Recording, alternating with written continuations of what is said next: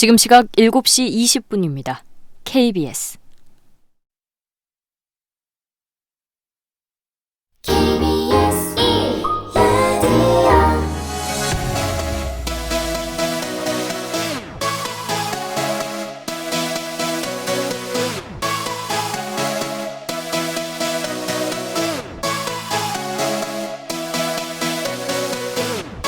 KBS 열린 토론.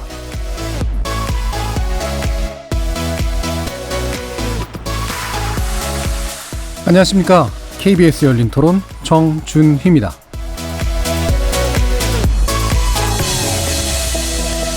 KBS 열린 토론 매주 월요일은 정치의 재구성으로 만납니다.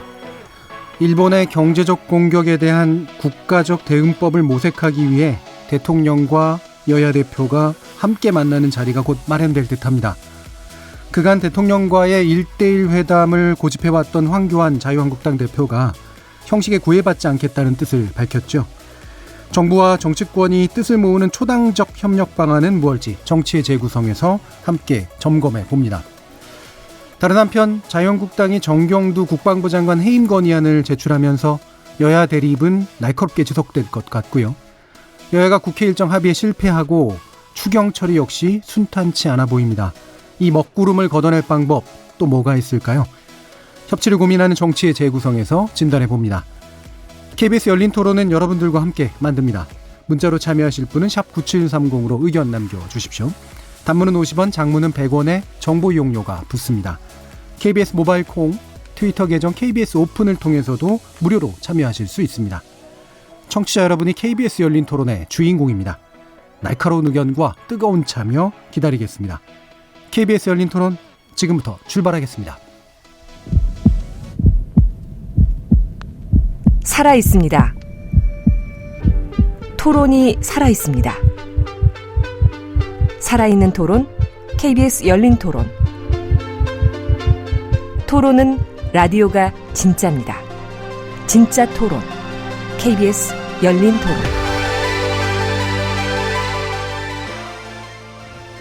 정치의 재구성 함께해 주실 네 분의 논객 소개합니다. 먼저 최병묵 전 월간조선 편집장 나오셨습니다. 네, 안녕하십니까. 자, 그리고 고재열 시사인 기자 나오셨습니다. 네, 안녕하십니까. 배종찬 인사이트K 연구소장 나오셨습니다. 안녕하십니까. 그리고 이준석 최고위원이 출장인데요. 정태근 전 한나라당 의원 모셨습니다. 안녕하세요. 예, 안녕하세요. 자, 이렇게 네 분과 함께하는 KBS 열린 토론 월요일 코너 정치의 재구성은 영상으로도 생중계되는데요. KBS 모바일 콩, 보이는 라디오를 통해서도 보실 수 있고요. KBS 모바일 어플리케이션인 마이K에 접속하시거나 유튜브에 들어가셔서 KBS 일라디오 또는 KBS 열린 토론을 검색하시면 지금 바로 저희들이 토론하는 모습 영상으로도 보실 수 있습니다. 팟캐스트로도 들으실 수 있고요. 매일 새벽 1시에 재방송도 됩니다. 자, 이렇게 함께할 방법까지 안내해드렸고요. 정치의 재구성 본격적으로 시작해보겠습니다. KBS 열린 토론. 자, 한일 간 갈등이 이제 계속해서 점점 더 커져가고 있는 분위기인데요. 일본의 수출 규제 조치에 대해서 일단 우리 정부는 국제 무대에 이제 우리 편을 좀 모으는 외교전을 하면서 장기적으로 국산화 전략을 지향하고 체제 구조 개선을 하겠다라는 방향으로 일단은 자리를 잡고 있는 것 같습니다. 이 부분에 대한 평가 먼저 들어보겠습니다. 최병묵 편집장님.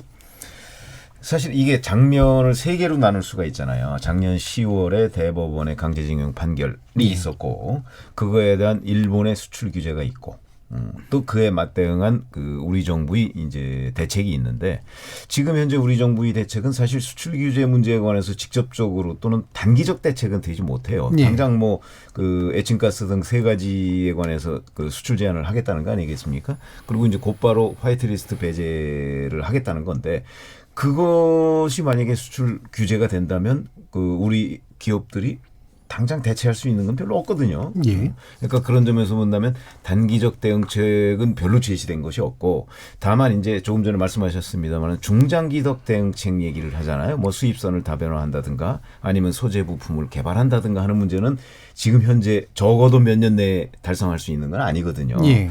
그런 점에서 본다면 지금 현재 하고 있는 것과 병행해서 외교적 노력이 같이 취해지지 않으면 예. 이 문제로 인해서 피해를 어느 쪽이 더 크게 볼 것이냐 하면 한국 쪽이 더 크게 볼 가능성이 매우 높다.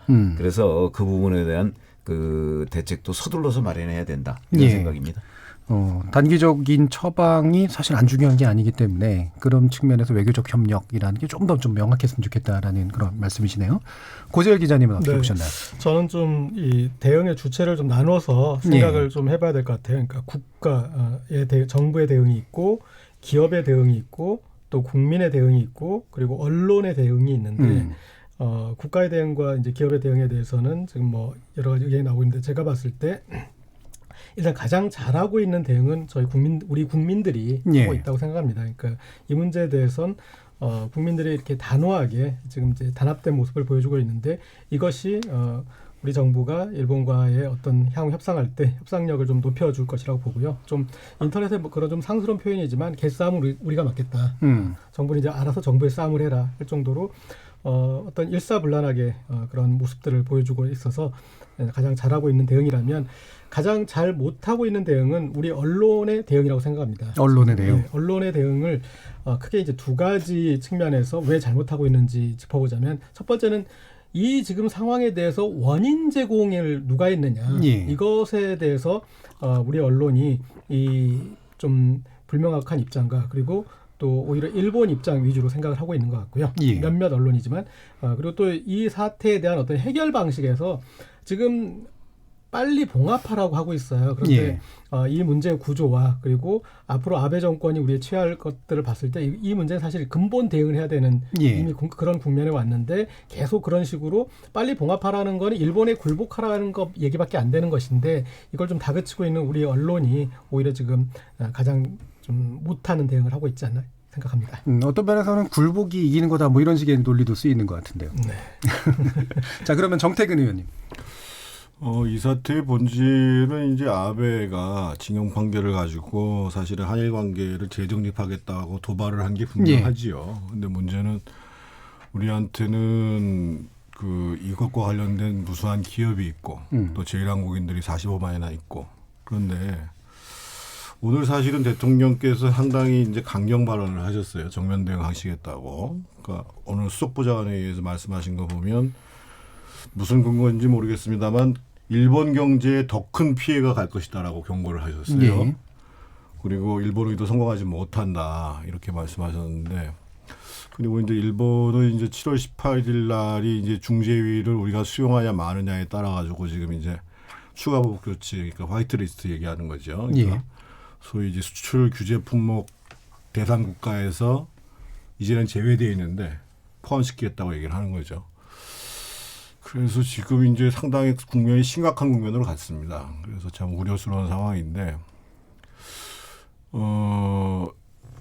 아베를 우리가 비난한다고 해서 일이 해결될 수 있으면 좋죠. 예. 근데 아베를 비난한다고 해서 일이 해결이 안 되거든요. 예를 들면 작년에 미국에서 이제 무역 확장법 232조를 발동해가지고 미국 국내법이거든요. 우리 철강, 알루미늄 규제했어요. WTO 위반이거든요. 예. 그때 사실 우리 정부 한마디도 안 했거든요. 마찬가지로 중국 있을 때 사드 보복 조치를 했는데 우리 정부 한마디도 안 했어요. 그 왜 안 했냐면 이유는 우리가 문제를 제기하는 게 실익이 안 맞다고 판단하셨기 때문에 안 하신 거거든요. 예. 그래서 저는 지금은 왜 이렇게 강경하게 하시는지 지금 사실은 기업들 입장에서 보면 그렇게 많은 시간이 있다고 그러지는 않는데 그래서 그것에 대해서 사실 좀 대통령님의 판단을 좀 듣고 싶어요, 사실은. 예. 그때는 일단 옳았다라고 보시는 건가요? 사드 때라든가 아니면 미국과의 관계에 있어서는? 그렇죠. 실익을 위해 가지고 그런 선택을 한 거죠. 예. 그러니까 지금도 따라서 전략적으로 그러니까 침묵한다거나. 그때는 실익을 가지고 중시하셔가지고 판단하셨는데 예. 지금은 이제 소위 이제 우리도 이제 저항적 민족주의가 깔려 있으니까. 예. 그러니까 이제 명분이라는 것들을 상당히 중시하시는 거죠. 그러니까 예. 지금 대통령께서 이렇게 강경하게 나오시는 그 대통령 나름대로의 전략이나 철학이 뭔지 그것을 저는 이해하기 어렵다는 거예요. 예. 알겠습니다. 배정찬 소장님. 좀 여론을 냉정하게 볼 필요가 있을 것 같아요. 근데 예. 이제 지금 이 정부의 이 일본 대응에 대해서 세 가지 정도로 나눠보면 이게 조치가 신속했느냐, 조치의 신속성, 그다음에 내용의 효율성, 그다음 마지막으로 대상의 적합성인데 우선은 굉장히 신속하게 조치를 취하고 있는 거죠. 조치 신속성 면에서 보면 그러니까 이 문제가 생기자마자 정부에서는 이게 다각도의 노력을 지금 보여주고 있죠. 그러니까 미국의 김현종 안보 2차장이 가고 국내에서는 기업들과 간담회를 통해서 여러 가지 논의를 하고 있고 또 추경 예산안을 원래는 1,200억을 예상했다가 3,000억 정도 또 추경 예산에 포함된다 이야기를 하는데 이런 뭐 물론 국민들은 이게 긍정과 부정이 있는데 대체적으로 지금의 정부의 대응 방안에 대해서 힘이 실리고 있어요. 또 국민 여론상 이 보편적인 국민 여론상 또 하나는 내용의 효율성인데 결과적으로 우리가 뭐 기술 개발을 해야 되는 거죠. 불화수소와 관련된 부분들. 그 다음에는 강경 대응하는 대통령의 입장에는 다분히 또 여론을 고려한 점도 있습니다. 왜냐하면 여론에서도 강경한 대응을 하는 데 대해서 요구를 해요. 일본에 대해서 이걸 그럼 대통령이 지금까지 우리 대응이 잘못됐으니까 아베 내각의 말이 맞다 이렇게 할 수는 없는 거 아닙니까? 실제로 그렇지도 않고 원인 제공자가 일단 일본이기 때문에 그다음에 마지막인데 대상의 적합성 부분에 있어서 이제 국민들도 지금 하나의 목소리를 대체로 내고 있고 또 일본에는 우리 공무원들 실무자들이 파견됐지만 완전히 이건 무슨 푸대접을 당한 거죠. 이럴 수가 없는 거죠. 일본이 그런 경제법을 했음에도 불구하고.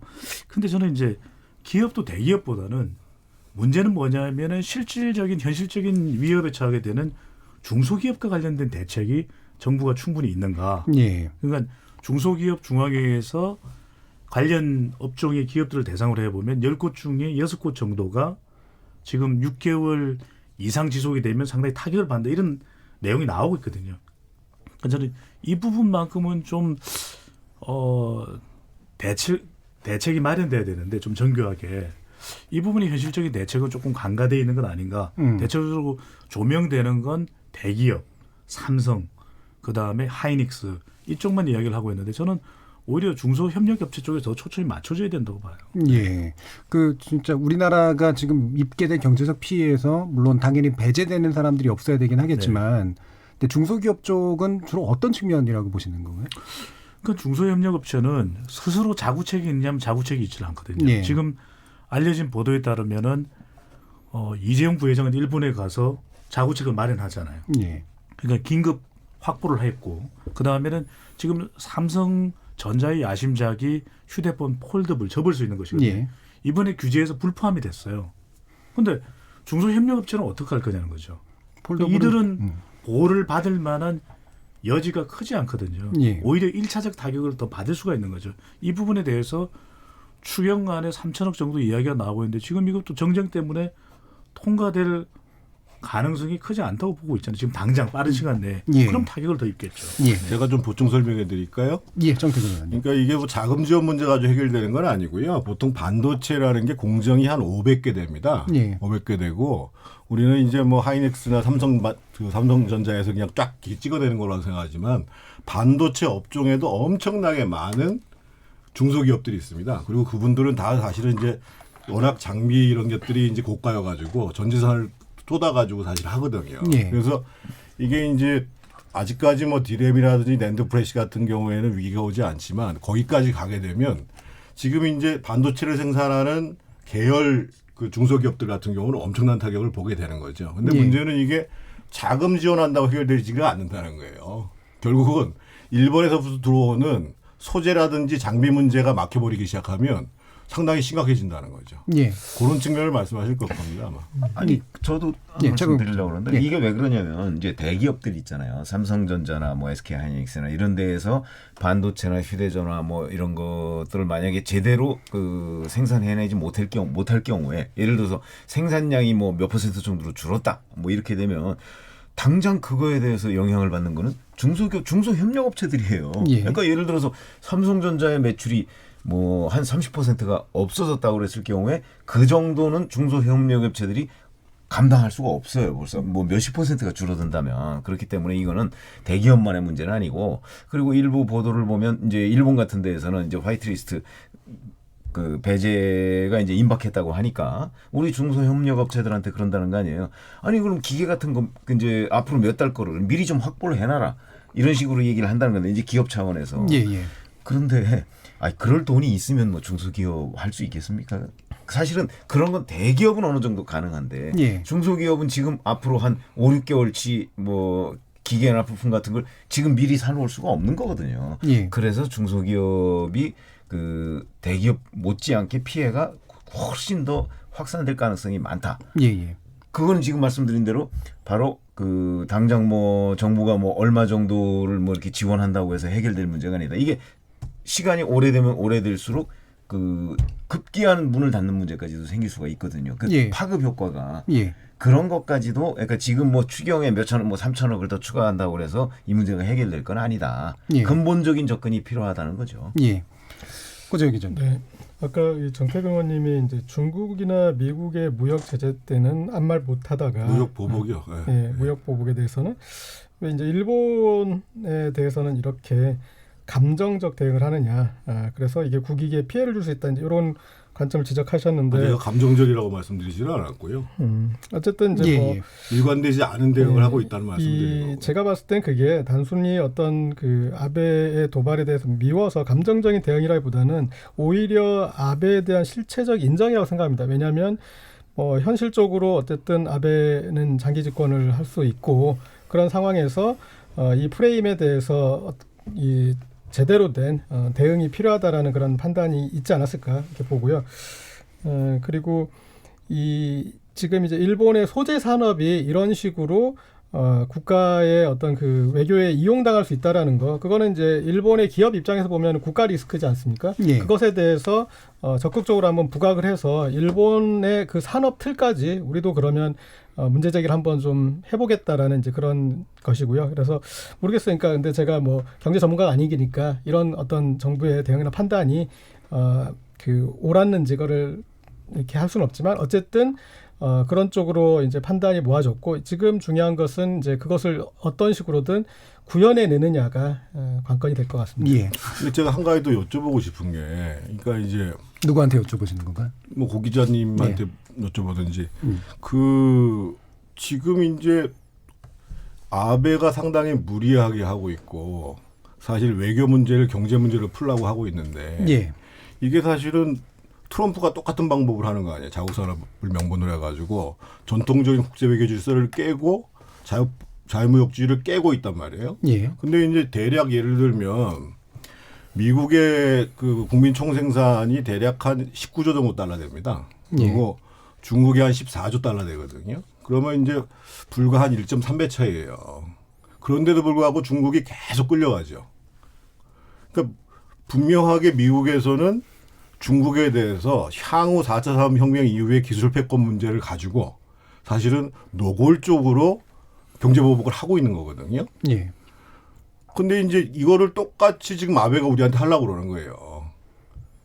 뭐 이따 제가 반도체 산업 문제 따로 말씀드리겠습니다. 일본은 한국만 지금 대상으로 하고 있지 않습니까? 아니 그러니까요. 예. 그런데 미국한테 중국이 한 1.3배 정도뿐이 차이가 안 나는데도 계속 질질 끌려다니고 있잖아요. 예. 근데 일본 같은 경우가 한 국민 총생산이 5조 달러 돼요. 예. 우리가 한 1조 6천억 달러 되고. 그러면 사실은 우리는 훨씬 더 버겁거든요. 그래서 뭐 이런 얘기를 하면 뭐 많은 분들이 무슨 뭐 친일파냐 토착애고냐 이런 말씀을 하시는데 경제적 실익이라는 것을 외교의 지금 핵심 기준으로 설정해야 되는 것이 아닌가라는 문제 제기를 하는 거거든요. 근데 혹시 정태근 의원님 그러면 아베 총리의 지금 태도가 예를 들면 강경하게 한국 정부가 대응을 안 하면 발언상으로 지금의 지침이나 방침이 바뀔 거라고 보시나요? 충분히 가능성이 있어요. 아, 그렇습니다. 네, 그 중국하고 미국하고 관계와 또 우리하고 일본 관계를 단순하게 그런 경제 규모로만 비교할 수는 전 없다고 생각하고요. 그러니까 또 어느 쪽에서 이렇게 무역 흑자를 더 많이 하느냐 그런 것도 또 그런 요소도 중요하고 그건 좀 복합적으로 봐야지. 그리고 또 이 일본의 이런 소재 산업이 그런 어떤 국가의 그런 외교적인 무기로 쓰인다라는 거 그런 측면이 뭐 향후 일본과 다른 중국 뭐 다른 나라와의 어떤 관계에서 더 이 향후에 영향을 미칠 부분까지 생각하면 이것에 대해서는 뭐 단순하게 그런 경제 규모 가지고 판단할 그런 간단한 내용은 아닐 것 같습니다. 예, 좀 더 나가보죠. 이제 아까 그 배종찬 소장께서도 그 미국 문제 얘기를 하셨잖아요. 그러니까 미국과의 외교 지금 이제 김현정 이제 제2차장이 주말에 이제 미국에서 돌아왔는데 이런 미국을 지렛대로 삼는 방식, 뭐 현재로서는 뭐 거의 몇 개 안 되는 이제 탈출 방식인 것 같긴 한데 어떻게 평가하시나요?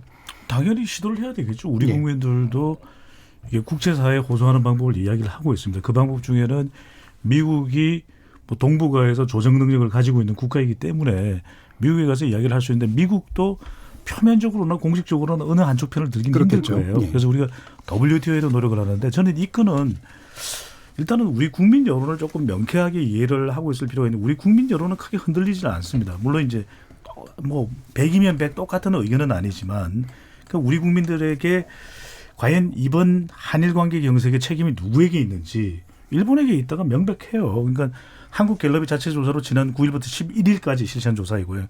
전국 1,005명 휴대전화 RDD 조사 표본 오차 95% 신뢰 수준 플러스 마이너스 3.1%포인트 응답률 15% 자세한 사항은 조사기관의 홈페이지에서 확인 가능한데 이번 한일 관계의 일본의 경제 보복 조치로 인한 한일 관계 경색이 누구에게 책임이 있느냐. 분쟁이 누구에게 책임이 있느냐. 일본 정부가 61%입니다. 예. 그리고 우리 정부의 책임은 17%. 양국 모두에게 책임이 있다가 13%. 그러니까 야 17% 있지 않느냐 한국 정부 책임. 근데 이것 가지고 전체를 이야기할 수는 없는 것이거든요. 그런데 예. 뭐냐. 저는 이게 그동안 꾸준히 감정 대결을 해온 거죠. 일본 국민들은 문재인 대통령을 싫어하고 우리 국민들은 아베 총리가 죽어라 싫어요. 그런데 이런 상황이 초래될 것에 대한 예견이 있는 것이었거든요. 예. 그래서 저는 지금 이걸 나누어 볼 필요가 있다. 그러니까 일본 정부 아베 내각에 대해서는 우리가 강경한 대응을 하지만 피해를 입는 건 우리 기업도 분명히 있거든요. 예.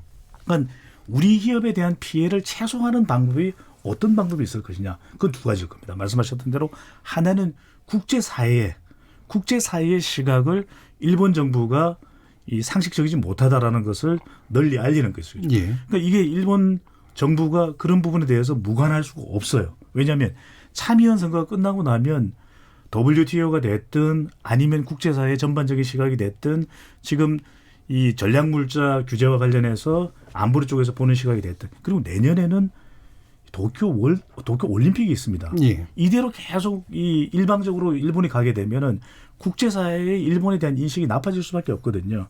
근데 그건 우리가 이 중장기적으로 볼 부분이겠지만 단기적으로 아베 총리가 난 뭐 국제사회의 인식 신경 안 쓰고 난 가겠다. 이렇게 우경화된다고 우리가 어쩔 도리가 없는데 예. 그렇게 생길 수 있는 우리 기업들을 어떻게 우리가 최대한 이 피해를 최소화할까 이 시각으로 바라봐야 되는 것이거든요. 그러니까 마치 이 문재인 정부가 외교를 잘못했다. 그동안 외교의 모든 한일 관계 책임은 문재인 대통령이나 현 정부에 있다.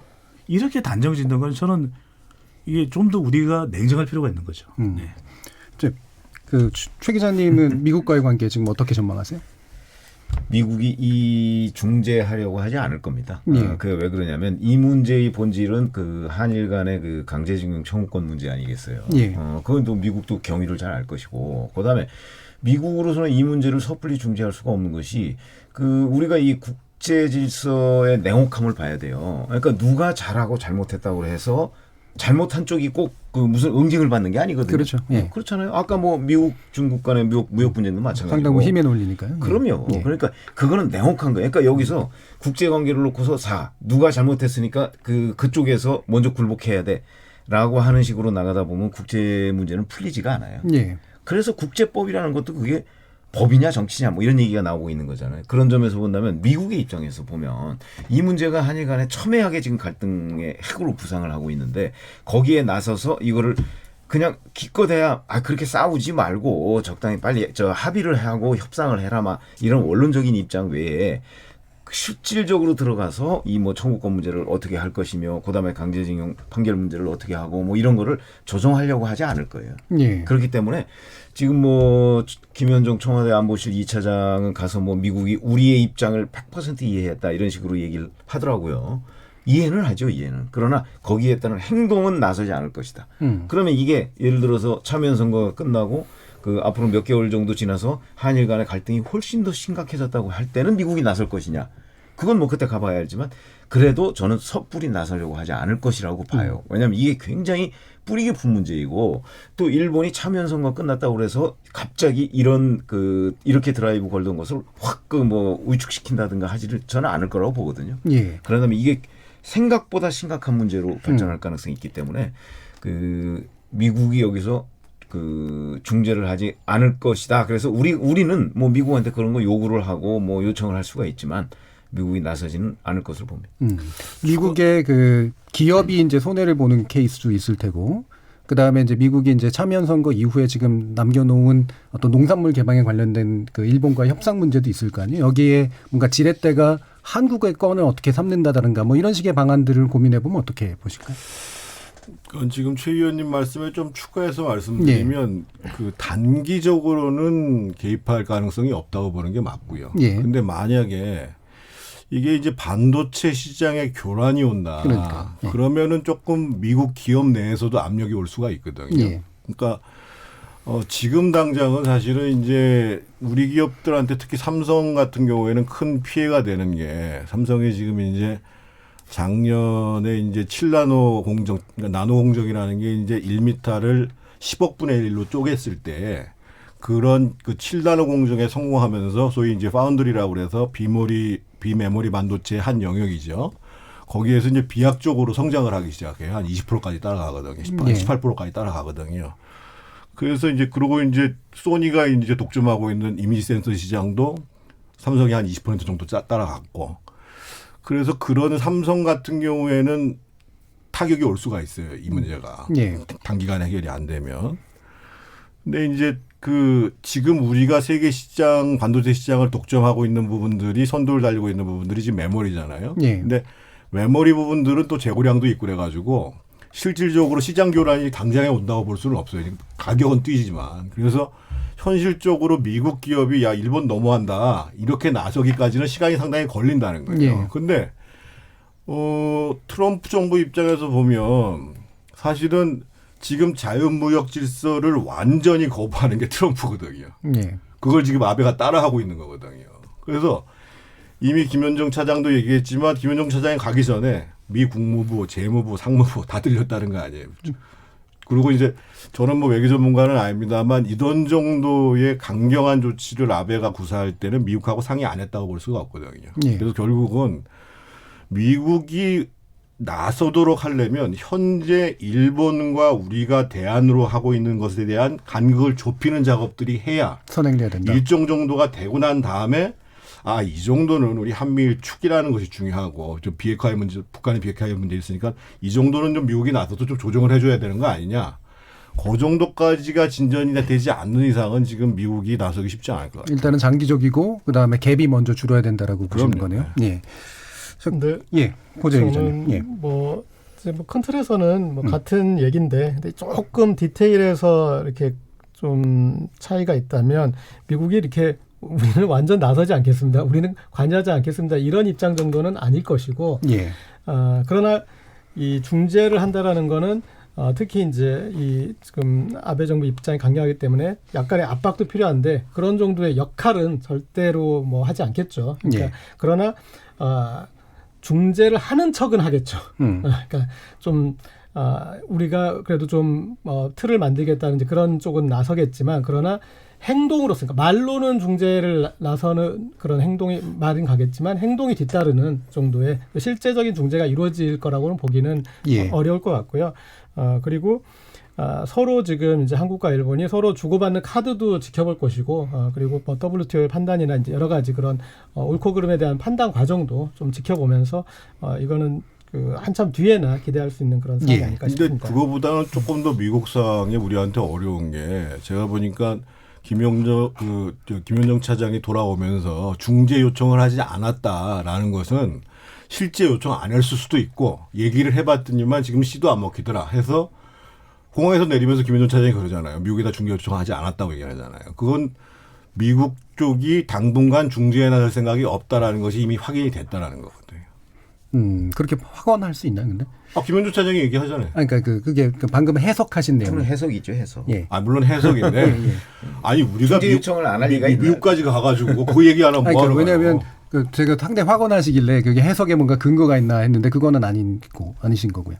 저는 뭐 제 얘기가 거의 맞다고 봐요. 예, 알겠습니다. 그럼 바로 또 넘어가서 지금 어쨌든 이렇게 오늘 논의의 또 중요한 부분이 그 여야 대표 회동 그리고 대통령과의 회동 문제인데 지금 황교안 대표가 형식을 상관하지 않고 이제 만나겠다라고 하는 게 뭔가 초당적 협력에 먼저 태도를 먼저 보이면서 뭐 일각에서는 이게 이제 당내 상황에서 약간 리더십이 약간 의심받고 있던 것들을 좀 돌파하기 위한 어떤 시도일 것이다. 일종의 양수겸장일 것이다라는 그런 해석들이 있는데요. 최병욱 기자님 어떻게 보십니까? 아니 제가 보기엔 당내 문제를 돌파하기 위한 카드라고 보지는 않아요. 그렇진 않다. 그렇지 예. 않고 오히려 이게 이제 일본 문제가 가지고 있는 특수성이라고 예, 보거든요. 그렇겠죠. 이 한일 관계 문제에 관해서 객관적 상황에서 얘기를 하다 보면 꼭 뭐로 몰려요. 뭐 무슨 외군인 뭐 무슨 식으로 몰려요.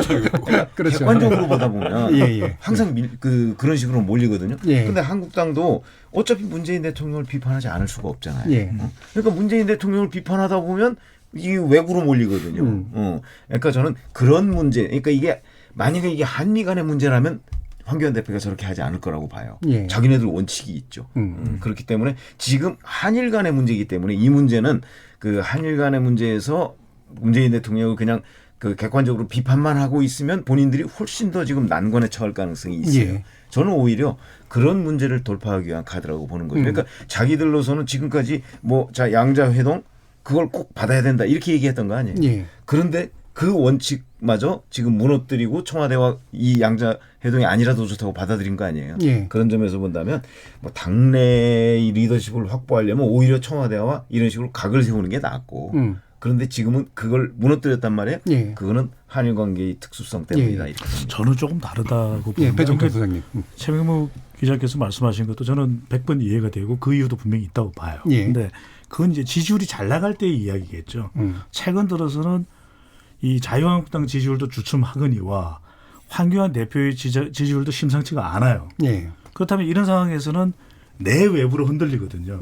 또 지금 위기 상황인데 제1야당이 이 부분에 대해서 뭔가 책임 있는 정당의 모습을 보이고 있느냐.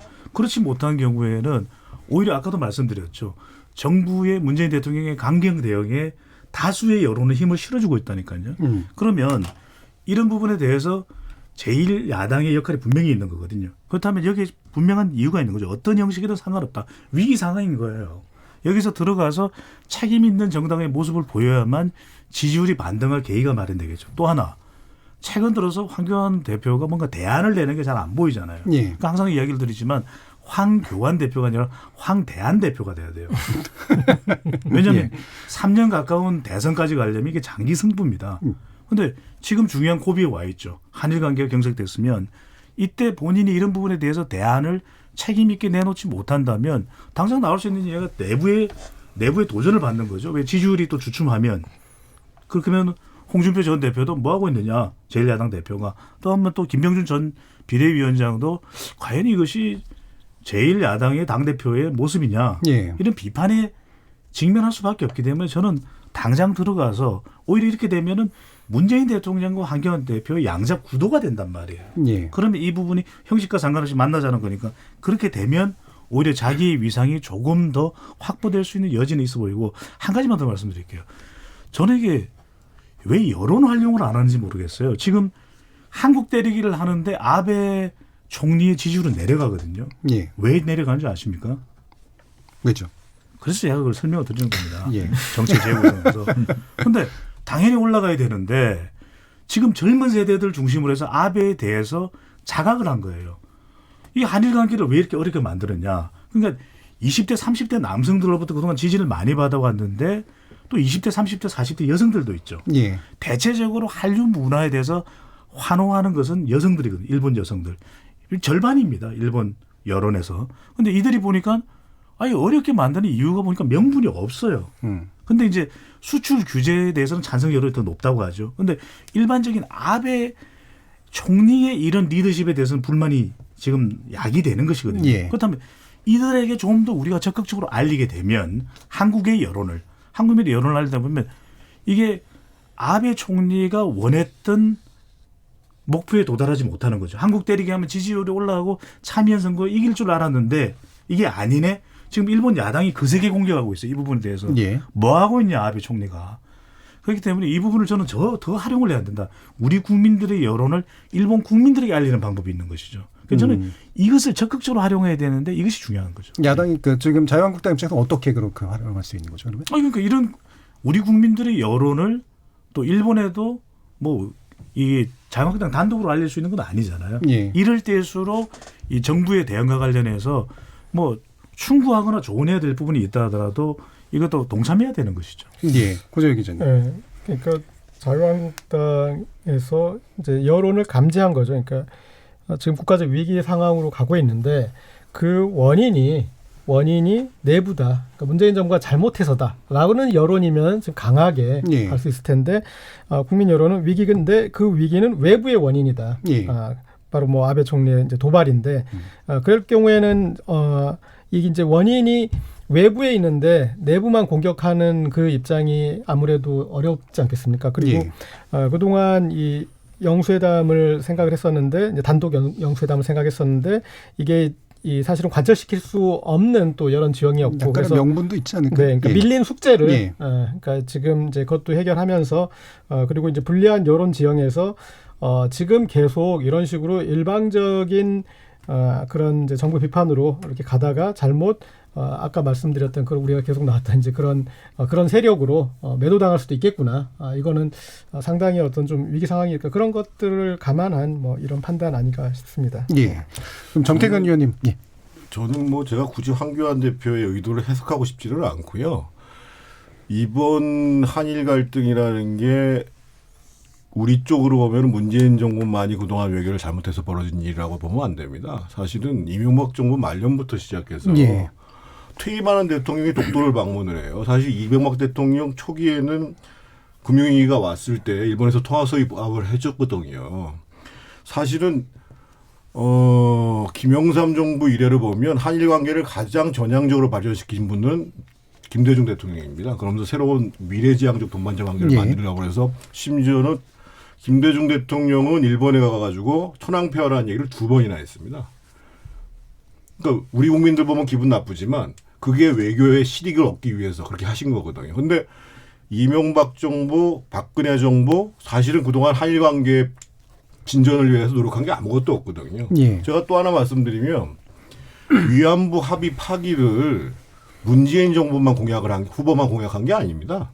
그 당시에 대통령 후보 그 대통령 선거 당시에 홍준표 후보, 안철수 후보 전부 다 위안부 합의 파기하겠다고 그랬어요. 예. 그러니까 그것을 매끄럽게 처리했는가의 문제는 별개로 하더라도 사실은 총체적으로 그동안 뭐 보수 정당이든 관계없이 사실은 일본과의 외교 관계를 어떻게 할 것인가에 대해서 제대로 준비를 못 해온 게 사실이기 때문에 저는 그런 점들을 분명히 인정을 하면서 대신 어떻든 이게 정서라는 부분들을 깔고 협상을 할 수밖에 없는 상황이기 때문에 자유한국당 쪽에서 실익을 강조하더라도 사실 대통령께서 일본과 협상을 한다고 그러면 그 협상할 수 있는 공간들을 만들어줘야 되거든요. 그래서 자유한국당 입장에 왔을 때 실익을 우선시하는 것이 중요하다는 것을 강조하면서도 우리가 그런 협상의 토대를 넓힐 수 있는 것 그런 것들을 사실은 한국당 쪽에서 열어줄 필요가 있는 거거든요. 그래서 저는 뭐 이번 주에 그 영수회담이 있다고 얘기하는데 그래서 오늘 사실은 제가 문재인 대통령 발언이 좀 아쉬운 거예요. 일단 영수회담을 하고 이런 기조도 대통령이 설명하고 또 야당 얘기도 들어보고 그러고 난 다음에 이제 발언의 방향들을 정하셨으면 좋을 텐데 오늘 또 그렇게 발표해서 그런데 어떻든 저는 영수회담을 하면서 이 과거에 이 보수 정부에서도 잘 못했던 점 인정하고 그러면서도 그런 이제 야당으로서의 문제제기와 동시에 그 앞으로의 협상을 위해서 또 이제 일정 정도 힘을 실어주는 이런 부분들을 저는 같이 할 필요가 있다고 봐요. 예, 알겠습니다. 전반부 토론이 이제 시간이 좀 얼마 남지 않아서요. 아마 이제 짧게만 이 부분 다루고 이제 뭐 마무리를 해야 될 것 같은데요. 지금 이제 국민들 같은 경우에는 이제 불매 운동으로 좀 이어지고 있고 뭐 이게 아주 격렬한 감정까지는 아니겠지만 뭐 약간은 이제 일본에 대한 부정적인 어떤 태도가 강화되고 있는 건 맞는 것 같습니다. 이 상황 어떻게 봐야 할지 짧게 한번 의견들 여쭙고 가겠습니다. 고재혁 기자님부터. 네. 근데 지금 뭐 이 불매운동 이게 지금 아베 총리가 이 상황을 뭐 단순하게 지금 짧은 기간 안에 어떤 입장을 바꿀 것 같지는 않기 때문에 좀 장기적으로 갈 텐데 그렇다면 이제 불매운동 같은 경우도 좀 더 뭐 지능적 혹은 이제 정밀 타격 그런 게 필요한 것 같습니다. 이를테면 단순히 불매보다는 사실은 이를테면 대안을 가지고 얘기하는 게 더 치명적일 수 있어요. 그러니까 지금 이제 일본 관광 가지 말자는 얘기가 나오는데 이를테면 일본 관광 같은 경우에 크게 이제 한 서너 가지 정도의 이 패턴이 있습니다. 그러니까 대도시를 가거나 아니면 소도시를 찾아가거나 아니면 자연 경관 여행을 하는데 대도시 여행 같은 경우는 그런 대도시 여행을 좋아하는 사람들은 뭐 싱가포르나 홍콩이나 타이베이나 아니면 좀 위쪽에 뭐 하바롭스키나 이런 걸 좀 대안적으로 그리고 또 소도시 여행 같은 경우는 이제 중국의 변방에 뭐 무이산이나 시안이나 이제 그런 쪽에 상당히 그런 이제 호젓함을 느낄 수 있는 그런 또 대안이 있고 또 자연 경관, 뭐 온천 여행 이런 것들은 뭐 좀 더 콤파스를 더 위로 돌리면 뭐 캄차카나 아니면 최근에 아시아나가 취향한 몽골이나 뭐 이제 이런 쪽으로 이렇게 그런 그 좀 유도가 가능하고 여행 전문가 같은 갑자기. 그리고 또 저런 방법도 있습니다. 여행사 부업은 아니시죠? 네. 일본의 지자체 중에 그 고치현이나 이와테현 그리고 나가노현, 오키나와현 여기는 특징이 뭐냐면 야당현 지사예요. 야당 지사. 네, 그래서 특히 뭐 오키나와 지사 같은 경우는 아베 총리와 완벽하게 대립각을 그러면 이제 이런 불매운동에서 이런 곳은 우리가 가주겠다. 할 수 있고. 그리고 이 관광에서는 뭐가 가장 치명적이냐면요. 일단 항공 노선이 빠지면 그 여행사들은 여행을 빼게 돼 있습니다. 그래서 그 항공사들이 다른 대안적인 아까 제가 말씀드린 그런 쪽으로 유도를 하고 그렇게 그런 식으로 적극적으로 가면은 일본의 지역 중에 한국 여행객들의 절대적으로 의존하고 있는 적들이 많이 있습니다. 뭐 특히 우리가 대마도로 부르는 스시마 같은 경우는 99% 정도라고 보는데요. 그런 것이나 이제 그런 지자체들은 다 앓는 소리를 할 수밖에 없고, 그러니까 가장 직접적으로 그리고 빠르게 타격을 줄 수 있는 이제 그런 부분들이 있어서 정밀한 어떤 부분에 대한 자발적인 운동들은 뭐 충분히 괜찮은 것 같다 이렇게 비슷한 보시는 것 같은데. 내용이라서 제가 조금 더 추가를 하면 그러니까 정부에게 이걸 모두 책임을 돌릴 수 없습니다. 그런 성격이긴 한데 한 가지 아쉬운 것은 국민들의 눈에 또 어떻게 비칠 수 있냐면 그러니까 대미 대북 관계에 대해서는 아주 비중 있게 신경을 쓰는데 일본을 좋고 싫어하고의 의미가 아니라 그럼에도 불구하고 일본은 같이 가야 될 수밖에 없는 나라거든요. 그러니까 이 대일 외교를 좀 더 두텁게 하는 그런 전략적인 구상이 있었어야 되는데 말하자면 지금 특사 이야기가 나오고 있기는 한데 저는 그래서 우선적으로 김대중 전 대통령 때의 국정 운영에서 우리 상당히 반면 교사할 내용이 많거든요. 그래서 뭐 일본에 대한 아베에 대한 그런 감정은 차치하고 일본 국민들을 대상으로 해서 문화 그다음에 역사 이해 교류를 현 정부에서 훨씬 더 좀 강화했더라면 이걸 강화하고 오히려 우리가 더 주도적으로 우리가 과거사의 잘못된 부분을 일본 국민들에게 알리겠다. 그걸 좀 했으면 좋았을 것. 두 번째는 공공외교 강화인데 지금 이런 상황에 가서 아베 주변에 있는 인물들에게 이야기를 해줄 사람이 한 사람 마땅치 않다라는 것. 이거 참 저는 너무 안타깝거든요. 그러니까 JP나 박태준 같은 사람 물론 꼭 두 사람에 대해서 우리가 모든 걸 긍정적으로 평가할 수는 없지만 그런 외교들을 좀 진중하게 해왔던 사람이 있더라면 적어도 아베 총리의 친구가 있을 거고 동생도 있을 거고 뭐 사촌형도 있을 거 아니겠습니까? 찾아가서 이 지금 아베 총리가 이렇게 가면 안 된다. 이게 한일 관계에 정말 원수가 된다. 이 공적이 된다. 그런 걸 좀 이야기할 수는 왜 없는지. 마지막으로는 이건 늘 해왔던 건데 우리는 이게 너무 이 언발의 오줌내기식 임기응변식인데 국제사회에 일본의 이런 이 무모한 대응, 무모한 조치 이런 부분에 대해서 과거사 비롯해서 이걸 좀 계속 지속적으로 환기를 시켜야 되는데 일정한 시간이 지나고 나면 또 다시 중단되고 그래서 저는 이 부분들을 좀 현 정부에서 더 무게 있게 비중 있게 좀 계속 추진했으면 좋겠습니다. 국내 국민들의 감정 문제를 얘기를 하는데 좀 약간 다르다 생각했더니 이제 외국 국민에 대한 공공외교에 대한 이런 얘기를 좀 강조해 주셨네요. 최병 기자님. 그 일본 제품 불매 운동이나 뭐 아니면 이제 그 일부 국민들 사이에 있는 반일 감정이나 뭐 이런 문제는 사실은 이게 한일 간의 정부 간 그 촉발된 일이긴 하지만 이거는 정부가 개입할 수 있는 부분은 저는 아니라고 보거든요. 이게 자발적으로 일어나는 일이잖아요. 다만 여기에서 정부의 역할이라고 한다면 저는 지금과는 좀 다르게 이걸 자꾸 그 약간 부추기는 듯해서 확전 양상으로 끌고 가는 것보다는 정부는 오히려 이런 문제에 관해서는 그건 선을 확실하게 긋고 예. 저는 쿨다운 시키는 방향으로 가는 것이 옳다 이렇게 보거든요. 예. 왜 그러냐면 지금 뭐 공공외교 얘기를 잠깐 하셨는데 사실 일본과 우리의 공공외교의 이 격차가요. 뭐 예를 들어서 미국을 상대로 한 외교만 봐도 적어도, 예. 굉장히 많이 차이가 있습니다. 그거 예. 뭐 다 아실 거예요. 그렇기 때문에 우리가 1대1로 맞대응하기가 현재의 그 여건상 쉽지가 않아요. 예. 그렇기 때문에 그런 거는 정말 중장기 대책으로 필요한 것이고 다만 이 부분에 관해서 뭐 일본 제품 불매 운동이나 뭐 여행 뭐 자제 뭐 이런 것들 있잖아요. 그런 부분은 정부는 좀 어떤 식으로든 거기에 개입하지 않았으면 좋겠어요. 예. 정태근 의원님. 최 의원님 말씀에 공감을 하고요. 민간에서 자발적으로 하는 것은 뭐 좋을 수도 있고, 근데 이제 문제가 되는 것은 그것을 경제적 효과로 비교하는 건 첫 번째로 하지 말아야 되고요. 예. 왜냐하면 이제 오늘 정경련 보고서가 대략 연간 만약에 파이스트리스트 제재까지 들어온다 그러면 일본이 한 30조 정도 피해가 갈 거고 우리가 한 170조 정도 피해가 간다 그러니까 경제적으로 비교하는 것은 바람직하지 않고, 두 번째로 지금 최 의원님 말씀하신 것처럼 이게 이제 정당이나 정부가 이것을 부추긴다. 이렇게 되면 상황이 더 심각해진다는 거죠. 그거는 어디서 나타나냐면 옛날에 이제 센가쿠도 가지고 미일 간에 이제 중일 간에 이제 분쟁이 있었을 때 중국 공산당에서 학생들 시켜가지고 데모하고 그랬죠. 막 때려부시고 막 그랬잖아요. 그래서 그게 굉장히 나중에 후과가 왔었어요. 예. 그래서 절대로 뭐 정부가 선동하는 것처럼 또는 뭐 지금 여당의 무슨 위원장이 항일 운동하자고 얘기를 하는데 이런 거는 하지 말아야 되고요. 세 번째로 민간에서 자발적으로 하더라도 정말 그 좀 세련되게 그러니까 위법하거나 폭력적인 것을 행사하는 것은 절대 안 된다는 거죠. 예. 그러고 이제 나머지 민간에서 하는 거야. 그거에 대해서는 뭐 애국심의 반론데요. 예. 저는 뭐 국민들이 뭐 잘 해주실 거라고 믿고요. 자, 강제징용 배상 판결에 대해 일본이 요구한 제3국 중재위 회부 여부에 대한 우리 측 답변 시간이 이번 주 목요일입니다.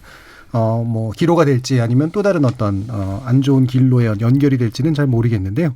어쨌든 초당적으로 그리고 각자의 자리에서 나름의 노력과 대응을 해나가야 될 필요가 있지 않은가 싶습니다. 정치자들 의견 듣고 정치의 재구성 후반부 토론 이어가도록 하겠습니다. 지금 여러분께서는 KBS 열린 토론 함께하고 계십니다.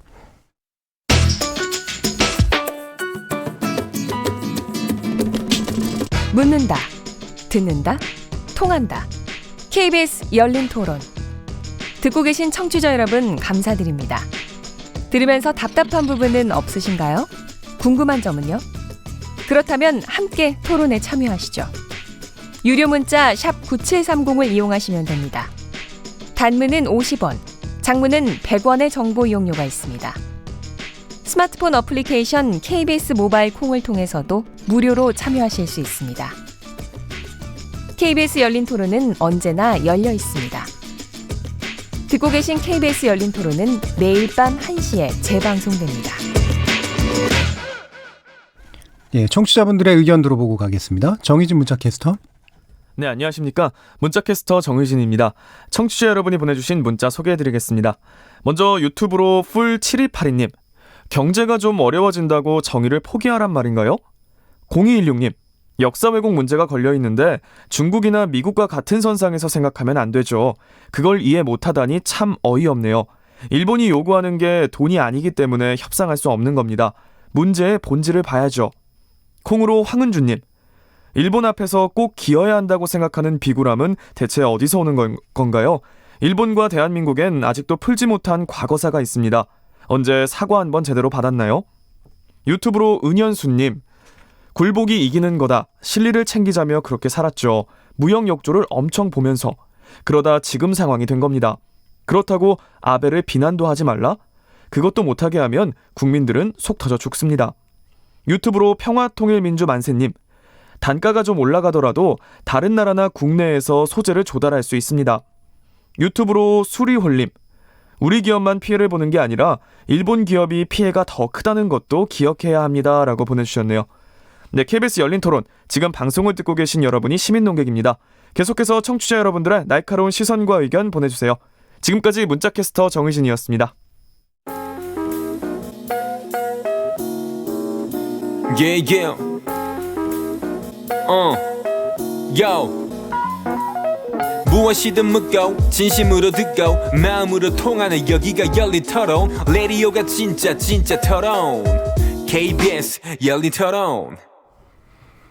자, 협치는 너무 멀리 있고 대립만 남은 여의도 정치, 여기서 새롭게 한번 바꿔보고자 합니다. 정치의 재구성, 최병묵 전 월간조선 편집장, 고재열 시사인 기자, 배종찬 인사이트 K 연구소장, 그리고 특별 초대 손님이신 정태근 전 한나라당 의원 네 분과 함께하고 있습니다.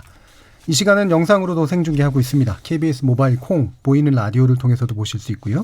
KBS 모바일 어플리케이션인 마이케이 접속하시거나 유튜브 들어가셔서 KBS 일라디오 또는 KBS 열린 토론을 검색하시면 지금 바로 저희들이 토론하는 모습 영상으로도 보실 수 있습니다.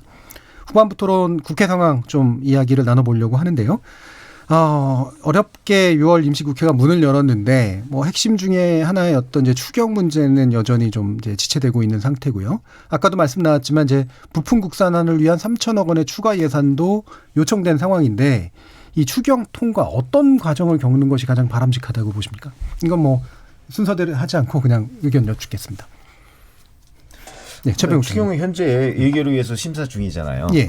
그리고 사실은 이제 3당 원내대표들이 그 18일과 19일에 본회의를 열어서 이제 처리를 하자. 추경은 19일날 처리하는 추경은 거로 19일로. 이렇게 이제 합의를 했었는데 예.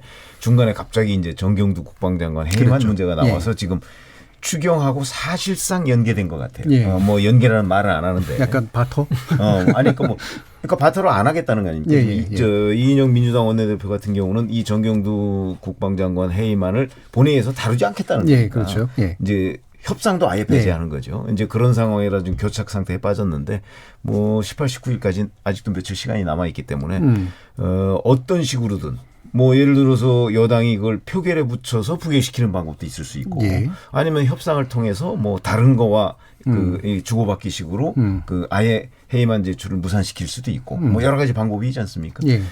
그 해임안이라는 건 또 보고하고서 바로 표결하는 게 아니기 때문에 예. 하여튼 뭐 전 방법은 굉장히 많은데 그래서 예결위 심사가 일단 진행이 되고 있으니까 예. 뭐 최악의 경우는 추경안도 처리 안 될 수가 있을지 모르겠으나 저는 뭐 일단은 그 정치력을 발휘하면 충분히 가능한 협상이 되지 않을까 이렇게 봅니다. 이게 계속 예, 고정 기자님. 우리가 이제 갑툭튀라고 부르는 갑자기 툭 튀어나오는 협상 조건이 지금 계속 나오고 있지 않습니까? 예전에 이제 뭐 경제 청문회를 하자, 그리고 북한 목선에 대한 이제 국정조사를 하자 이렇게 했다가 지금 이제 장관 해임건이 예. 이렇게 나왔는데 지금 뭐 황교안 대표가 이제 대통령을 만나자고 한 입장이기 때문에 이런 어떤 일련의 흐름 과정에서 이 장관 해임건으로 인해서 이렇게 추경이 발목 잡히기는 그럴 국면은 아닌 것 같고요. 그리고 뭐 막판 이제 어떤 추경 뭐 이 끼워 넣기 정도의 과정에 예. 거기에 그냥 마지막 그냥 그 차가 넘어가는데 덜컹거리는 정도의 그 정도가 아닐까 싶습니다. 추경은 결국 어쨌든 협상을 통해서 가긴 갈 것 같다라고 보시는 거네요. 네. 예. 두 가지로 좀 예, 나눠서 정태근 봤으면 의원님. 좋겠습니다. 일단 추경 예산 자체에 대한 심사 문제가 있는데 이 대략 한 6조 7천억이고 이번에는 국채를 발행한다는 거 아닙니까? 근데 이제 전체 사업 개수가 223개인데 지금 야당에서 급한 사업이 아니거나 내년 총선용 선신 사업이라고 얘기하는 게 190개에 3조 1,600원이에요. 억원이에요. 그리고 이제 이미 국회 예산정책처가 이번 추경을 한다고 해도 경제 회복에 미치는 결과는 미미할 것이다. 이렇게 이제 보고서를 이미 낸 상태고. 그래서 이제 여당에서도 이걸 다 관찰하려고 하지 말고 야당에서도 또 그렇다고 이 사업을 109개나 다 이제 삭감한다는 거는 좀 말이 안 되고 저는 오히려 이런 묘를 좀 발휘했으면 좋겠어요. 이번에 이제 경제 갈등 때문에 이제 무역 보복에 대한 대응으로 이제 그 뭐 소재 산업, 부품 산업 일성을 위해서 예산 쓰겠다고 그러니까 여당에서도 한 3천억 정도는 기존 사업들 삭감할 생각하고 예. 추가로 6조 7천억에서 추가로 더 증액시키는 게 아니라 현재 6조 7천억 중에서 삭감할 내용들 한 3천억 정도를 잡고 빼서, 예. 그리고 이제 이번 사태에 대한 대응을 위한 그런 예산들로 해서 그 추가 경제 예산은 어떻든 국민의 세금이니까요. 그래서 그렇게 이제 합의를 보는 게 바람직하지 않겠나 이런 생각이 들고 정경두 장관 문제는 사실은 별개의 문제이긴 하나 제가 보기에는 이미 총리께서도 대통령한테 상의를 드리겠다고 예. 본회의에서 답변을 할 정도로 더더군다나 지난번에 이제 삼척 목전 사건이 터진 다음에 2주일 만에 지금 그 평택 이함대 사령부에서 사건이 터진 거 아니겠어요? 근데 지난번에 목선 사건이 있었을 때에 국방부에 있는 공보실장이 소위 보도지침을 작성을 해가지고 축소 은폐한 보도지침을 작성을 해가지고 지금 정경도 장관하고 박한기 합참의장한테 보여줘서 동의를 받고 발표했다는 거 아닙니까? 예. 그러니까 이번에 평택 이함대 사령부에서도 계속 축소 은폐를 하려고 하는 일이 벌어지는 게 아니 장관부터가 그렇게 하라고 군대에서 문제 터지면 축소 은폐하라고 얘기를 하게 만들었던 거란 말이죠, 기본적으로. 그래서 제가 보기에는 본인이 사퇴하는 게 제일 좋은 방법이고 예. 이인영 대표는 뭐 2005년 이후에 국방부 장관 해임 결의안을 표결한 적이 없다는데 2005년이 무슨 근거가 있어서 그런지 모르겠습니다만 역대 재원회 이후로 장관 그 해임 결의안이 통과된 게 6번이에요. 네. 6번이고 나머지 5번들은 다 본인이 사퇴하거나 대통령이 그것을 해임 조치를 했고 박근혜 정부 때만 유일하게 김재순 농산부 장관 할 때, 농림수산부 장관 할 때 거부를 했거든요. 예. 그래서 저는 야당에서 해임 결의안을 요구를 하자는데 의사 일정을 안 만들어가지고 18, 19일 하면 되는 건데 본회의를 한 번뿐이 못하겠다? 제가 보기엔 그건 좀 이해가 안 되는 거고 더더군다나 국회가 지금 자유한국당 때문에 3박이 내내 놀았잖아요. 예. 사실은 그 추가 경전안에 대한 처리 외에도 지금 산적하게 남아있는 법안이 많아요. 그 국정감사도 해야 되고. 그래서 국회는 열어야 되는 겁니다, 사실은. 예. 19일 날 종치는 게 아니라 다음 주부터 다시 국회 소집해가지고 8월 15일 달까지 국회의원들은 계속 일해야 된다니까요. 예. 국방부 장관 해임 결의안 처리하지 않기 위해 가지고 국회를 끝내버린다는 게 말이 되냐고요. 예. 지금 방탄국회 뭐 이런 얘기 나오는 게 양쪽에서 다 나오는데 좀 뭐 말이 되는 얘기인가요? 방탄소년단일 때는 환영받는 이야기지. 예. 방탄국회는 말도 안 되는 이야기고. 예. 그러니까 지금 국민들이 볼 때는 아마 국민들 여론은 지금 당장이라도 국회를 해산하고 싶을 거예요. 왜냐하면 국민들 민생이 너무 어렵거든요. 해산권이 있으면. 이게 네. 단순히 제가 여론조사 결과만으로 이 확인하는 것이 아니라 실제 현장의 목소리가 그렇습니다. 예. 근데 뭐 일일이 그게 국민들이 지금 먹고 살기도 바쁜데 그게 달려들어서 뭐 국회의원 소환제를 만들고 어쩌고 이걸 적극적으로 시민들이 규합돼서 나설 일도 아닌데 이게 상식적으로 풀면 될 일이 왜 이 구태 정치 또 내년 총선에서 싹 물갈이를 하자는 이야기가 나오냐면 아주 상식적인 게 국방장관 해임안 건의안은 해임 건의안 제출은 그대로 해결하면 그대로 그걸 다루면 될 일이고 절차대로 추경은 추경대로 다루면 될 일이고 예. 인사는 인사대로 다룰 일이잖아요. 예. 왜 이걸 연기하는 거냐 그죠? 예. 이걸 연기할 성격이 전혀 아니잖아요. 그럼 각각 개별적으로 해서 이게 통과되면 통과되는 대로 아니면 조정돼서 또 법안 처리가 되면 되는 대로. 근데 저는 가장 크게 지적할 수밖에 없는 게 이런 상황에서 왜 분리 처리 원칙이 지켜지지 않느냐. 우리 쓰레기도 다 재활용 분리 처리합니다.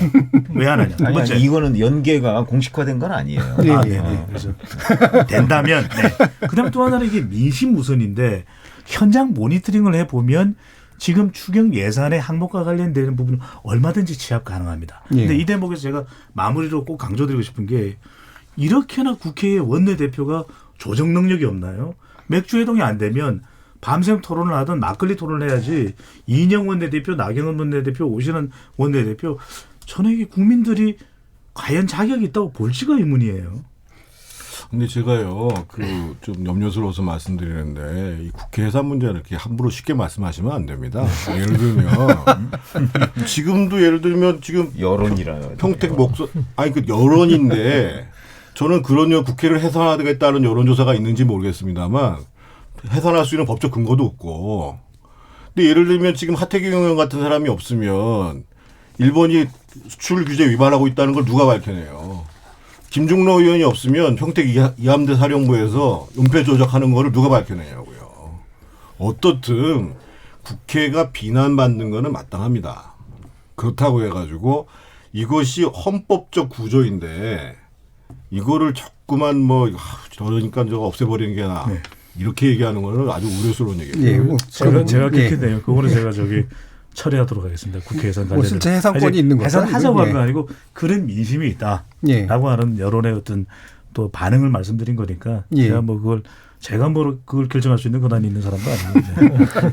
저는 이 정경두 예, 장관 그죠, 해임 이제. 건의안 문제가 추경에 이제 큰 걸림돌이 안 된다라고 생각을 했던 이유는, 그러니까 이 여당이나 정부에서 끝까지 정말 지켜내야 될 카드로 생각을 할까, 정 장관에 대해서. 지금 장관을. 예. 예. 그리고 지금 이제 개각이 조금 이제 조금 미뤄지긴 했지만 이제 이루어진다면 거기에서 이 개각하는 거기에 한 장관을 더 넣고 빼고의 문제 정도로 생각을 해볼 수 있잖아요. 그러니까 그런 여지에서 지금 이제 정 장관이 정치적 부담을 계속 주고 있는 입장에서 거기에 대해서 여당도 이걸 가지고 끝까지 지켜낼 그런 거가 아니기 때문에, 그래서 그거를 이제 해임 건의안이나 그런 것으로 이렇게 서로 모양을 그렇게 가는 방향이 아닌 차원에서도 충분히 얘기가 될 수 있는 그런 정도의 카드라고 생각을 해서. 예. 네. 아니 그리고 저게 실제 해임 건의안을 만약 국회에서 표기를 붙인다 그럴 때 통과된다는 보장 없잖아요. 그렇죠. 지금 예. 현재 자유한국당과 바른미래당이 이제 뭐 공동으로 제출했는데 그거 뭐 합쳐봤자 어차피 과반 안 되거든요. 통과될 가능성이 높을 것 같은데. 아니 그러니까 표결 해보셨네. 그 말씀을 제가 드려요. 지금 현재 통과된다는 거 확신을 할 수가 없어요. 그리고 예. 설령 통과된다고 해서 대통령이 그거에 따라야 되는 건 아니잖아요. 이건 예. 건의안일 뿐이거든요. 예. 그런 점에서 본다면 사실은 민주당이 그렇게 전 뭐 크게 두려워할 필요가 없다고. 예, 정치적으로 굉장한 타격이 있을 사안은 좀 아니 아닌 것 같은데. 국회에서 해임 건의안 뭐 예. 통과됐는데 대통령이 그걸 안 받아들였다라고 해서 저는 굉장한 타격 필요가 네. 없습니다. 예. 과거의 기회를 보면. 근데 더 중요한 사실은 아까 그 우리 고 기자님도 말씀하셨습니다만 지금 국방부 장관이라는 분이 그 자리를 고집할 이유도 없고 본인도 자리를 고집하지 않겠다고 얘기를 해요. 그러면 상황이 이렇게 어려워지고 지금 국민들이 군을 못 믿는다는 건 심각한 사태거든요. 지금은 군에서 어떤 조사를 해도 오늘 한번 보세요. 평택 함대사령부에서 아니 바로 밝혀낼 수 있는 일을 수사 인력이 5명뿐이 안 되기 때문에 여태까지 못 밝혔다 이렇게 얘기를 하는 거예요. 그러면 그걸 어느 국민이 믿냐 말이에요. 예. 근데 이렇게 국민으로부터 불신을 자초하고 있는 군대, 이게 지금 저는 뭐 문재인 정부 탓을 하고 싶지 않아요. 무슨 일부에서는 뭐 남북 관계가 되니까 기강회의가 어쩌고 저쩌고 얘기하는데 그 이전에 지금 우리 한국 국방부와 군 내에 상당한 문제가 있는 것이 분명한 거예요, 지금. 예. 알겠습니다. 그러면 그거를 정돈한다는 차원에서 이 문제를 접근할 필요가 있는 거죠. 예.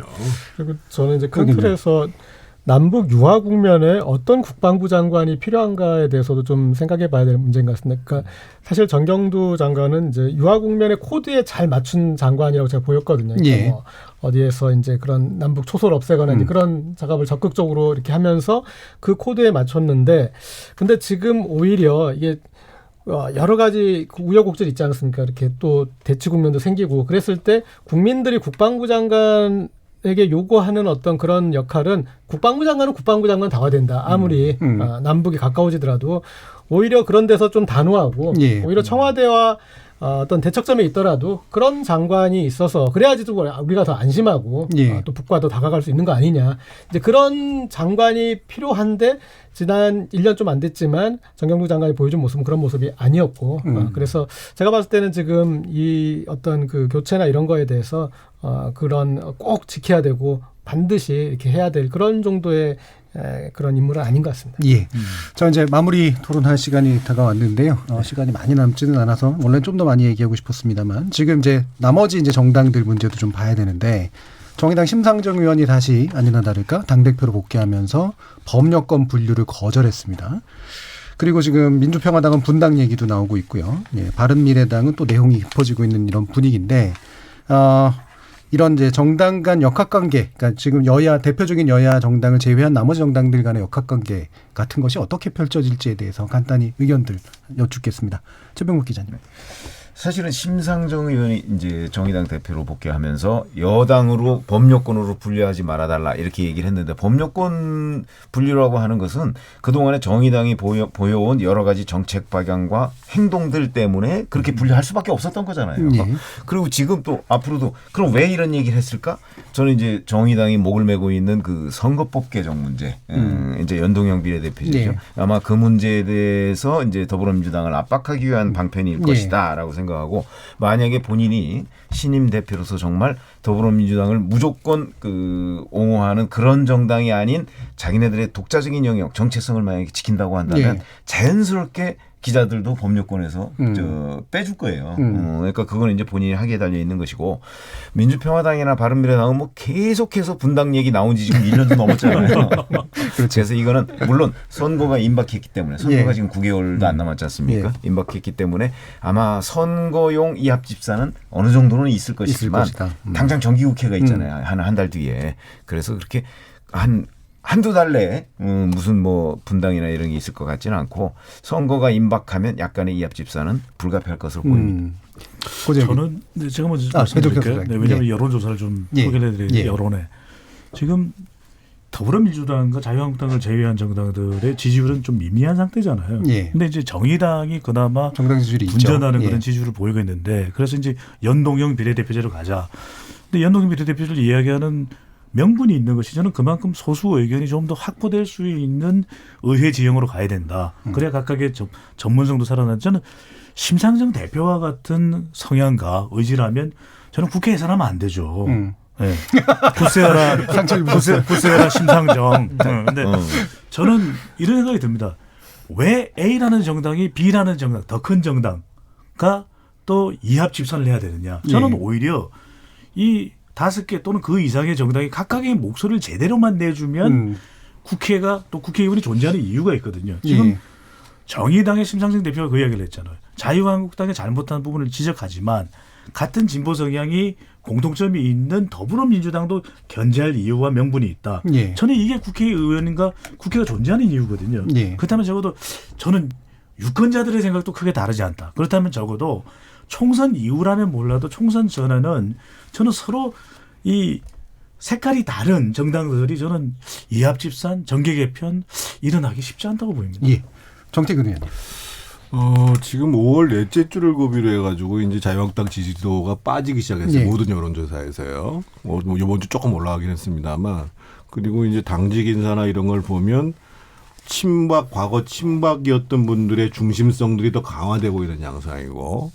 그래서 자유한국당의 중도로서의 외연 확장을 위한 노력을 할 것 같지 않은 모습으로 보여지고 그런 상황 속에서 지금 이제 지난주에 보면은 민주평화당에서 분당 가능성들을 얘기하고 있거든요. 그래서 오히려 향후 정치권은 제3지대로의 해처모여가 하나 가능성이 있지 않겠는가. 그게 얼마만큼 힘이 될지는 모르겠습니다만 이런 거 하고 두 번째로는 지금 말씀하신 것처럼 과연 정의당이 선거법 개정이 안 된다고 하더라도 지금 법료 그룹이 아니라 오히려 더 확실한 진보적인 자기 목소리를 가지고 정치권 내에서 안착을 할 것인가. 이게 큰 관심거리라고 봐야죠. 알겠습니다. 고재혁 기자님. 30초. 저는 그 난파선에서 뛰어내려도 다시 난파선이라고 생각해요. 그리고 이미 지난 그 과정에서 계속 보여줬던 게 여기 이 난파선에 탈출해서 탈출선인 줄 알았는데 탈출선이 더 위험하더라. 그래서 본선으로 복귀하기도 하고 또 다른 배와 합치기도 했는데 또 다시 난파할 것 같아서 다시 뛰어내리려고 그러는데 거기도 역시 난파선일 것 같고 또 거기서 뛰어내렸는데 또 우리 또 분리해야 되는 거 아니냐 뭐 이런 얘기까지 나오고 있는데 어쨌든 저는 제3지대론이 뭐 단골 레퍼토리긴 한데 그걸 이끌 만한 리더가 있느냐 그리고 그걸 견인해줄 딛고 갈 땅 지역이 있느냐 혹은 또 굳건한 이념이 있느냐 거기서 잘 안 보이고 다만 이제 정의당 같은 경우에는 뭐 연동형 비례대표제를 좀 기대해볼 만도 하고 그리고 알겠습니다. 여기까지만 듣겠습니다.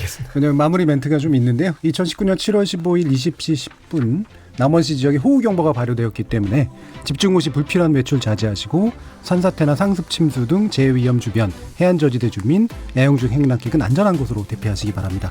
월요일 코너 정치의 적유성 이렇게 마무리하겠습니다.